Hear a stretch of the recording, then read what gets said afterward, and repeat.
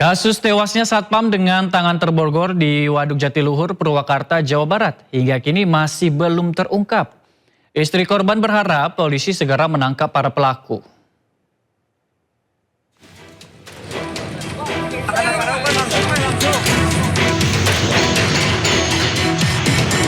Suasana duka masih menyelimuti kediaman Sumarna, Satpam Perum Jasa Tirta II yang ditemukan tewas dengan tangan terborgol di Waduk Jatiluhur, Kabupaten Purwakarta, Jawa Barat. Istri korban, Siti Maria, masih belum bisa menerima kepergian suaminya yang selama ini merupakan tulang punggung keluarga. Semasa hidupnya, Sumarna dikenal sebagai sosok bertanggung jawab dan pekerja keras. Sumarna juga dikenal aktif dalam kegiatan sosial dan lingkungan sekitar. Sekarang itu harus mulai berpikir gitu ya, gimana gitu ke depannya untuk membiayai kedua anak saya gitu ya.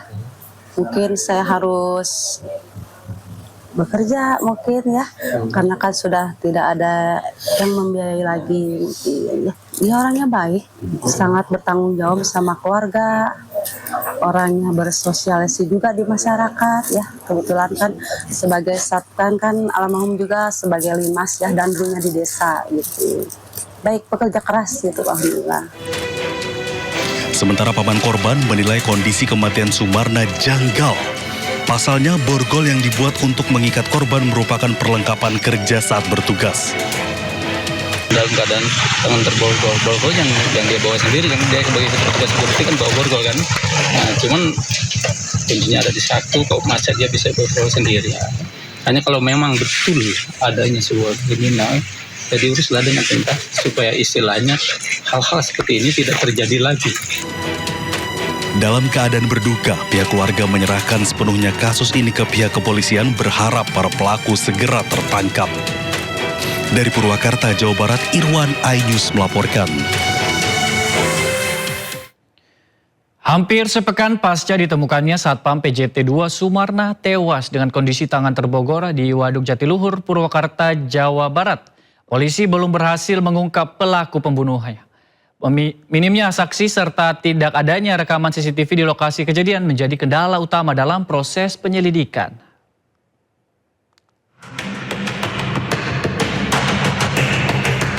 Satreskrim Polres Purwakarta terus melakukan penyelidikan secara intensif untuk mengungkap kasus tewasnya Sumarna, petugas keamanan PJT 2 yang ditemukan meninggal dunia di perairan Tanggul Hayat, kawasan Waduk Jatiluhur, Purwakarta, dengan kondisi kedua tangan terborgol. Hingga saat ini penyidik masih mengumpulkan barang bukti dan keterangan saksi untuk menangkap pelaku. Penyelidikan terkendala tak adanya saksi yang melihat langsung peristiwa, serta tidak tersedianya CCTV di sekitar lokasi temuan jasad korban. Polisi juga masih mendalami dugaan keterlibatan kelompok geng motor dalam kasus ini. Selain itu, penemuan 2 borgol saat olah tempat kejadian perkara tambahan turut menjadi bagian dari materi penyelidikan. Sementara itu, hasil otopsi belum dapat disampaikan kepada publik karena menjadi kewenangan tim dokter forensik. Baik, kendala-kendala mungkin terkait dengan adanya CCTV di TKP, kemudian waktu juga pada saat dini hari, ketika saksi juga mungkin pada saat kejadian nihil. Hasil otopsi sudah ada, tapi itu menjadi kerahasiaan kami dalam kegiatan penyelidikan nantinya. Polisi menegaskan akan terus mengembangkan penyelidikan dan mengumpulkan berbagai petunjuk untuk menangkap pelaku pembunuhan Satpam PJT 2 ini, serta memastikan kasus dapat segera terungkap. Dari Purwakarta, Jawa Barat, Irwan, iNews melaporkan. Pemirsa, bayi perempuan berusia 8 bulan korban tindak pidana perdagangan orang berhasil dikembalikan ke ibunya oleh Polda Jambi. Bayi tersebut dijual ayah kandungnya sendiri ke suku anak dalam Jambi seharga 20 juta rupiah.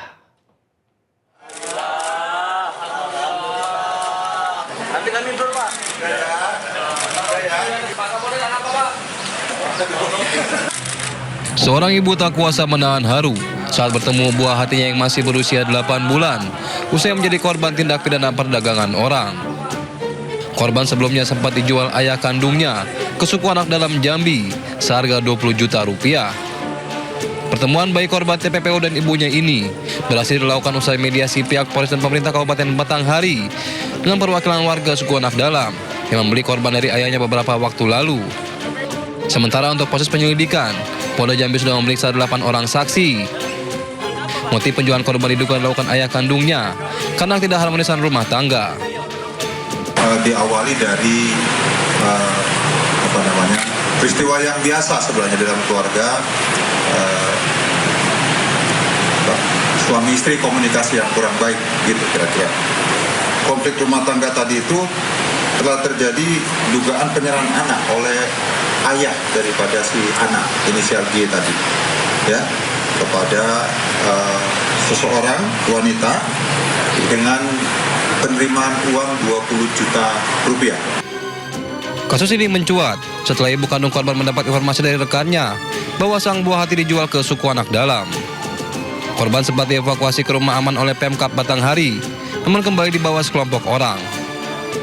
Dari Jambi, Adrianus Susandra, iNews melaporkan. Suasana haru menyelimuti ruang tahanan Polres Situbondo. Seorang bocah laki-laki nekat mengayuh sepeda puluhan kilometer seorang diri demi melepas rindu kepada sang ayah yang menjadi tahanan titipan di Polres Situbondo.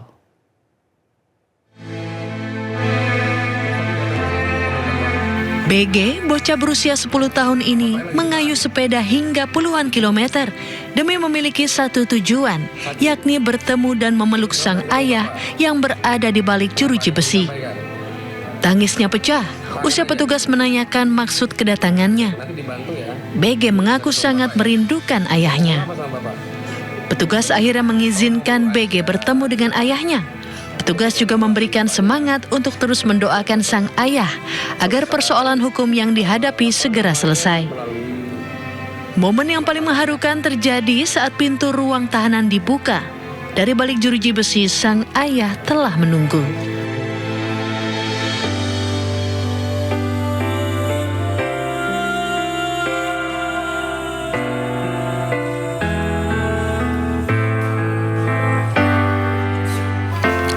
BG yang baru berusia 10 tahun ini pun langsung menangis dan berusaha memeluk ayahnya seerat mungkin. Petugas merasa kasihan karena alasan anaknya rindu atau kangen sama orang tuanya, sehingga diberi kesempatan untuk ketemu sama orang tuanya.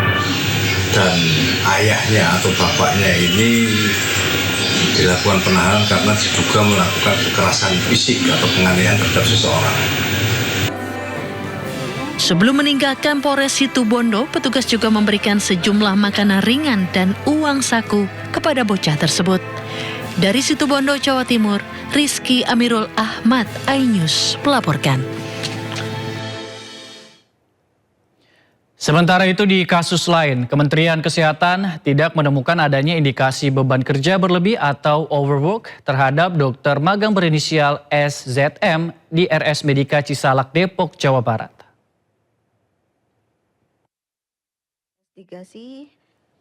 Ya pemirsa, dokter magang SZM dilaporkan meninggal dunia usai diduga jatuh dari lantai 18 apartemen Kalibata City, Jakarta. Usai kematian SZM, Kemenkes langsung menurunkan tim investigasi untuk mendalami ada atau tidaknya kelalaian atau penyimpangan selama proses magang. Dari hasil investigasi, Kemenkes tidak menemukan adanya indikasi beban kerja berlebih atau overwork. Sebab jam kerja dokter magang dibatasi maksimal 40 jam per minggu untuk mencegah eksploitasi.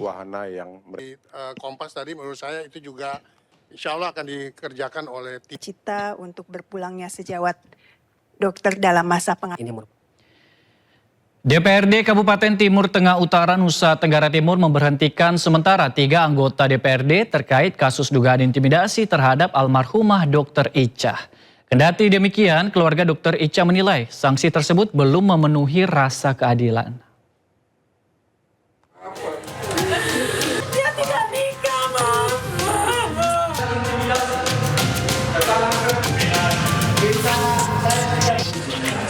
Kasus dugaan intimidasi terhadap almarhumah Dr. Ica memasuki babak baru. DPRD Kabupaten Timur Tengah Utara Nusa Tenggara Timur menggelar sidang paripurna khusus untuk memutuskan sanksi etik terhadap 3 oknum anggota DPRD, yakni Terensius Lazakar, Norbertus Tubani, dan Veronica Lake. Hasil sidang etik memutuskan ketiga anggota DPRD diberi sanksi berupa pemberhentian sementara dari keanggotaan DPRD. 2. Menyatakan pemberhentian sementara dari anggota DPRD Kabupaten Timur Tengah Utara dengan hitung-hitung seperti yang sudah dibacakan. Kuasa hukum keluarga almarhumah Dr. Ica yang ikut menghadiri sidang mengungkapkan keputusan DPRD Kabupaten Timur Tengah Utara belum memberikan rasa keadilan bagi pihak keluarga. Menurutnya DPRD Timur Tengah Utara hanya menampilkan drama dalam penyelesaian kasus yang menyita perhatian publik tersebut. Artinya, ketika mereka melanggar sumpah dan janji, mereka sudah tidak pantas lagi untuk menduduki jabatan mereka saat ini. Paradoksnya, tadi jelas disampaikan bahwa mereka diberhentikan untuk sementara dan masih menerima hak-hak dia sebagai anggota DPRD. Ini putusan yang sangat paradoks dan lucu. Dia tidak nikah, Mama. Sebelumnya almarhumah Dr. Ica diduga mengalami intimidasi oleh 3 oknum anggota DPRD saat menangani seorang pasien rujukan karena gigitan ular. Dugaan intimidasi disebut memicu depresi yang berujung pada keputusan korban mengakhiri hidupnya. Kasus ini masih menjadi perhatian publik dan memunculkan tuntutan agar penegakan etik dan hukum dilakukan secara adil dan transparan. Dari Timur Tengah Utara NTT, Sefnat Besi iNews melaporkan. Pemirsa, mantan Wakapolri Komjen Polisi Purnawirawan Ugro Seno memenuhi panggilan Korps Pemberantas Tindak Pidana Korupsi atau Kortas Polri. Ugro diperiksa terkait dugaan pengadaan dan hibah lahan sekolah polisi wanita periode 2010-2014. Setibanya di Bareskrim, Ugro Seno disambut tim penyidik dan langsung memasuki ruangan. Ugro Seno sebelumnya menyatakan siap memenuhi undangan klarifikasi oleh Kabareskrim Polri terkait dugaan pengadaan dan hibah lahan sekolah polisi wanita periode 2010-2014 di Ciputat, Jakarta Selatan. Berdasarkan surat yang diterima Ugro Seno, penyelidikan perkara ini baru resmi dimulai pada 2 Juli 2026, meski kasus yang dipermasalahkan terjadi belasan tahun silam. Saat itu Ugro Seno menjabat sebagai Kolemodikpol Polri.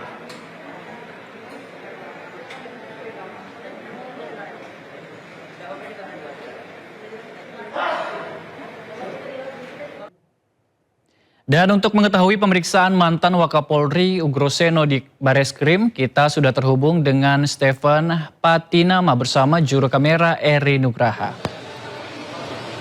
Stephen, ex-Wakapolri Komjen Pol Ugro Seno diperiksa terkait kasus apa pada hari ini?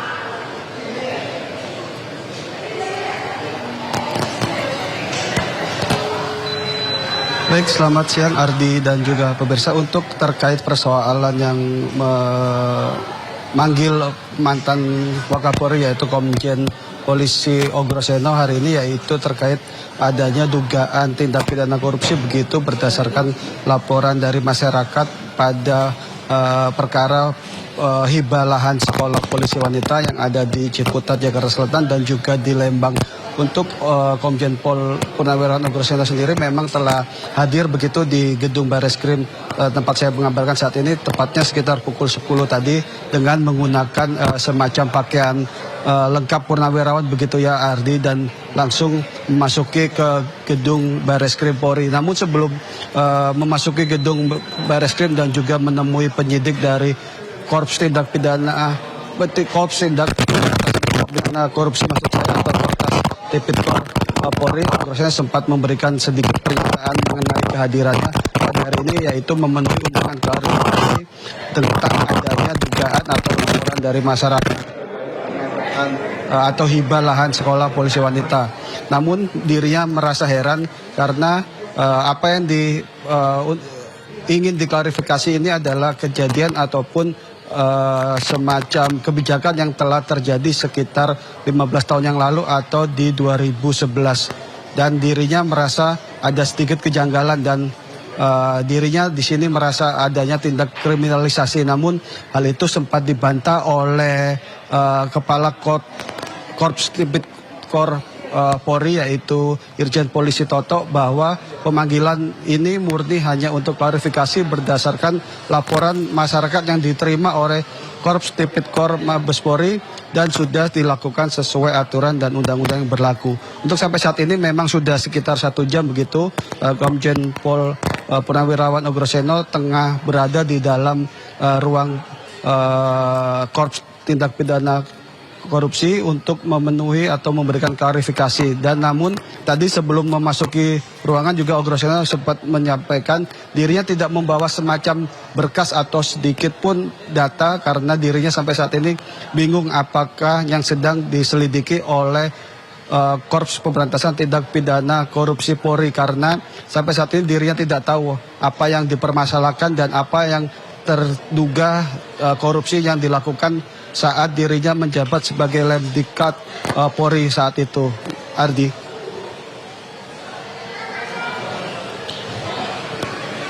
Baik, terima kasih rekan Stephen Patinama dan juru kamera Eri Nugraha melaporkan langsung dari Bareskrim Polri. Selamat bertugas kembali teman-teman. Pemirsa, kita ke berita selanjutnya. Gubernur Maluku Utara Sherly Chowanda mengumumkan akan memotong gaji ASN sesuai golongannya. Langkah ini terpaksa diambil karena anggaran pemerintah daerah defisit. Secara pribadi dan mewakili Pemprov Maluku Utara mengucapkan permintaan maaf mulai bulan Juli 2026 TPP untuk ASN level staff dan P3K akan dipotong 10%. Pemerintah Provinsi Maluku Utara resmi mengambil langkah efisiensi dengan memangkas tambahan penghasilan pegawai ASN. Gubernur Maluku Utara Sherly Chowanda menegaskan keputusan ini diambil sebagai langkah terakhir karena kondisi fiskal semakin berat, terutama setelah pemerintah pusat memotong anggaran daerah sebesar 709 miliar rupiah. Oleh karena itu, dengan berbagai pertimbangan dilakukan efisiensi potongan 10% untuk TPP mulai bulan 7 sampai bulan Desember itu menghasilkan efisiensi 67 miliar. Artinya kita masih tetap defisit 51 miliar. Solusinya adalah peningkatan PAD. Jadi apakah bisa tidak dipotong? Tidak bisa. Dengan berbagai simulasi itu yang terbaik yang bisa dilakukan. Oleh karena itu saya mewakili pribadi dan pemerintah Provinsi Maluku Utara memohon maaf atas pemotongan ini, memohon pengertiannya dan menginfokan penjelasan bahwa memang fiskal kita dalam kondisi yang sulit untuk tidak dilakukan pemotongan karena rencananya pemangkasan akan diterapkan mulai Juli hingga Desember 2026. PNS, staf, dan P3K akan dipotong sebesar 10%. Sementara eselon 1 hingga 4 sudah sejak awal Januari ini dipotong sebesar 20%. Tetapi tadi juga sudah mendengar semua keluhan dari kepala daerah bahwa itu tidak menyelesaikan masalah kami di daerah karena kami sekarang tidak punya cash flow untuk membayar gaji P3K sampai dengan akhir tahun. Sebelumnya, Gubernur Sherly sempat curhat ke DPR di depan anggota Dewan dan Menteri Dalam Negeri. Sherly mengaku kesulitan menggaji pegawai pemerintah P3K sampai akhir tahun 2026.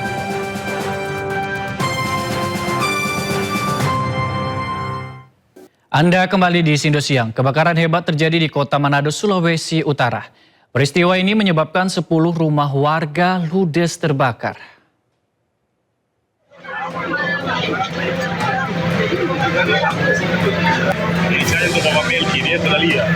Sebanyak 10 rumah di pemukiman padat penduduk yang berada di Kelurahan Wanea, Kota Manado ludes terbakar pada Rabu malam. Kebakaran diduga dipicu kompor yang lupa dimatikan salah satu rumah kos. Kencangnya hembusan angin membuat api dengan cepat merembet ke bangunan sekitarnya. 8 unit mobil pemadam kebakaran dan 2 unit water cannon milik Polda Sulut dikerahkan ke lokasi. Api pun berhasil dipadamkan setelah 2 jam kemudian. Akibat peristiwa ini 10 rumah warga ludes terbakar. Tidak ada korban jiwa dalam peristiwa ini, namun kerugian material diperkirakan mencapai miliaran rupiah. Dari Manado, Sulawesi Utara, Jeffrey Langi, A-News melaporkan. Ya pemirsa, lagi-lagi warga main hakim, seorang pemuda dituduh mencuri motor tewas dikeroyok di Morowali, Sulawesi Tengah. Kedatangan jenazah korban di kampung halamannya di Sinjai, Sulawesi Selatan disambut isak tangis keluarga.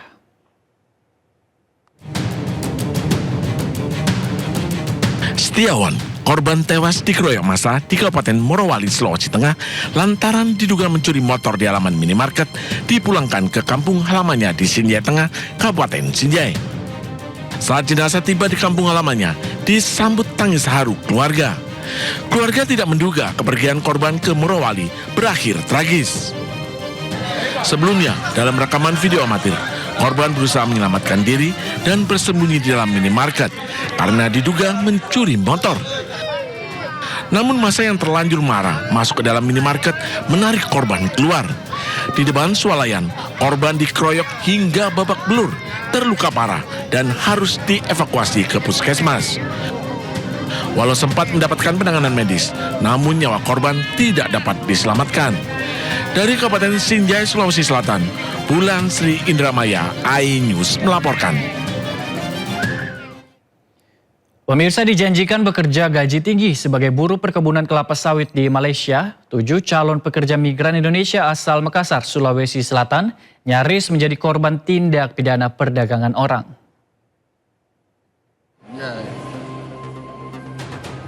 Polisi menggagalkan keberangkatan 7 calon pekerja migran Indonesia melalui prosedur resmi yang hendak bertolak melalui Bandara Sultan Hasanuddin Makassar, Sulawesi Selatan. Ketujuh korban akan berangkat menuju Sarawak, Malaysia, dijanjikan pekerjaan buruh perkebunan kelapa sawit dengan iming-iming gaji tinggi. Diduga mereka adalah korban tindak pidana perdagangan orang yang sebelumnya masing-masing menyetorkan uang 8 juta rupiah kepada perantara pekerja. Sejumlah barang bukti disita antara lain 1 mobil, 7 pasport boarding pass, dan 1 ponsel. Polisi menangkap seorang tersangka, Abdul Rahman, berperan sebagai perekrut, sementara 1 pelaku lain, Iswandi, masih buron. Dan Iswandi